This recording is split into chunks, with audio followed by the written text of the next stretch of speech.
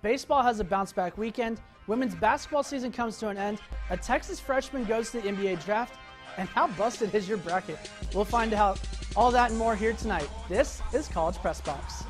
For the Longhorns, the offensive production is kicking into gear just at the right time of the season, as next weekend they welcome Texas Tech into town to open conference play.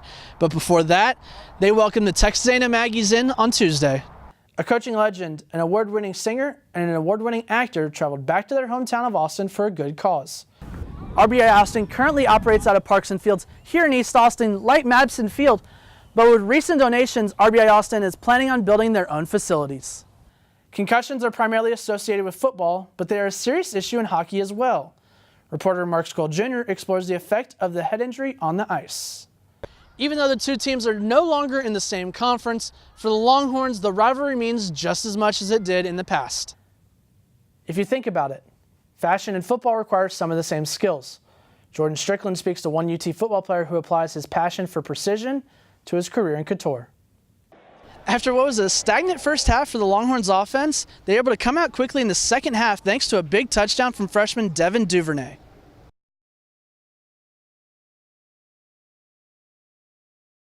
After 19 years, Texas baseball has a new head coach. David Pierce steps in for Augie Greedo in 2017, and Coach Pierce is pleased with the way the team has responded so far to the new staff.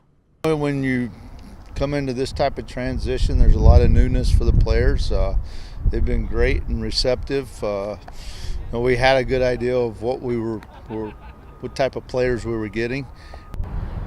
A new season with new coaches brings a new field turf and new fences to the dish.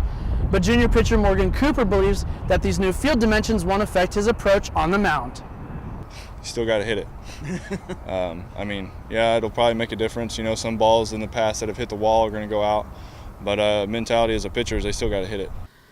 With the changes in the fences, the hitters have enjoyed the new dimensions, but also they enjoy the new offensive philosophy. That's kind of the mindset. We're getting in the box. We're here to rake.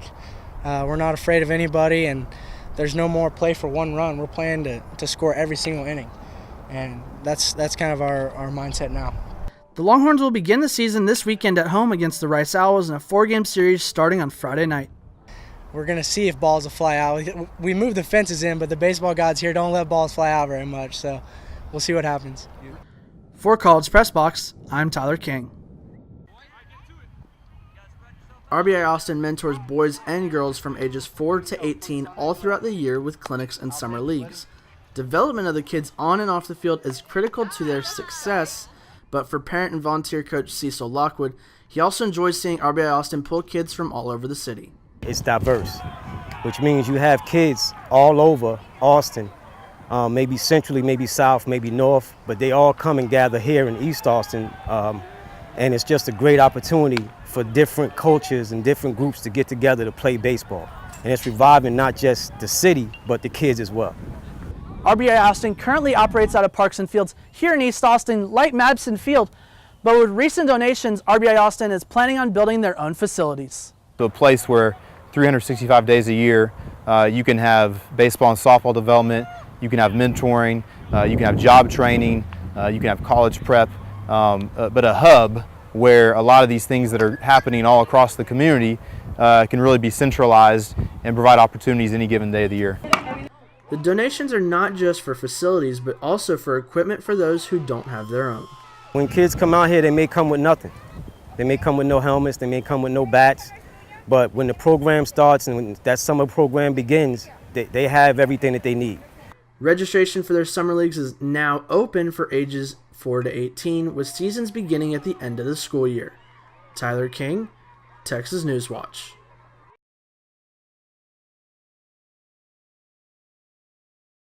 Now, Texas was looking for their 4th consecutive win over an AP top-ranked opponent on Saturday with a win over Baylor. Now let's head over to DKR for the highlights. And here come the Horns, poised and ready for a win at home. Baylor will get the ball to start, and Seth Russell's going to keep it off the left side and run right past Dylan Haynes for a 50-yard touchdown to give Baylor an early 7-0 lead. Now after a Texas touchdown, Baylor's going to come back on their second drive, and Russell's going to try to force it in, but Chris Boyd pops the ball up, and Locke dives for the ball and snags the interception. Next play after the turnover, Deontay Foreman's going to bust a huge run from 37 yards out, to give Texas a 14-7 lead and his first touchdown of the day. Next drive, Baylor's going to drive down the field, and Seth Russell's going to find Ish Zamora from 20 yards out as Ish Zamora runs around Holton Hill and through Jason Hall. Now we're going to fast forward to the end of the half. With 13 seconds left, Seth Russell's going to find Katie Cannon in the quarter of the end zone for a touchdown to cut Texas' lead to 23-21 just before the half. Now coming out of the half, Texas' second play of the third quarter, Deontay Foreman's going to break a 40-yard run to give himself 1,000 yards on the season, becoming the first Texas 1,000-yard rusher since Jamal Charles in 07. 2 yards out, Terrence Williams is going to break the Texas lead and give Baylor a 28-26 lead.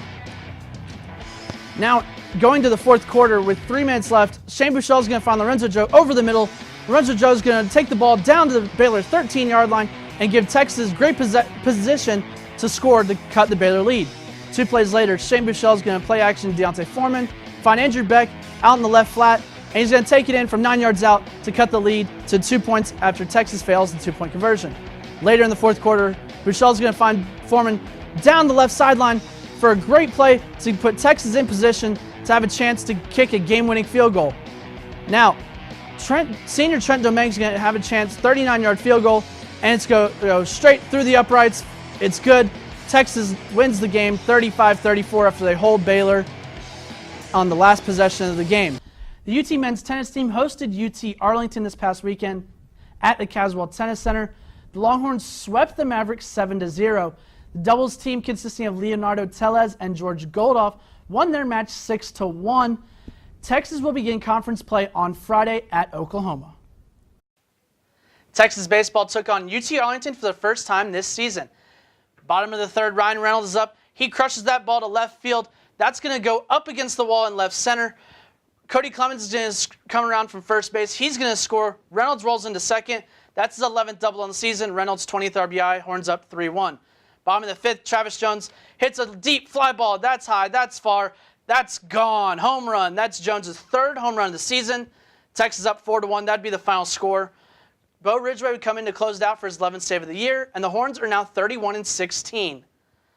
Austin is also home to the Blackhawks, a baseball team that's overcome all odds. Mark Scholl Jr. reports why you must see it to believe it. Well, guys, Texas baseball will be heading to Fort Worth this weekend. Big conference series on the line. They've won 9 of the last 10, so we'll see if they can keep it rolling against the Horned Frogs. Yep. Good luck to our Longhorns, and thanks, Tyler. Thanks.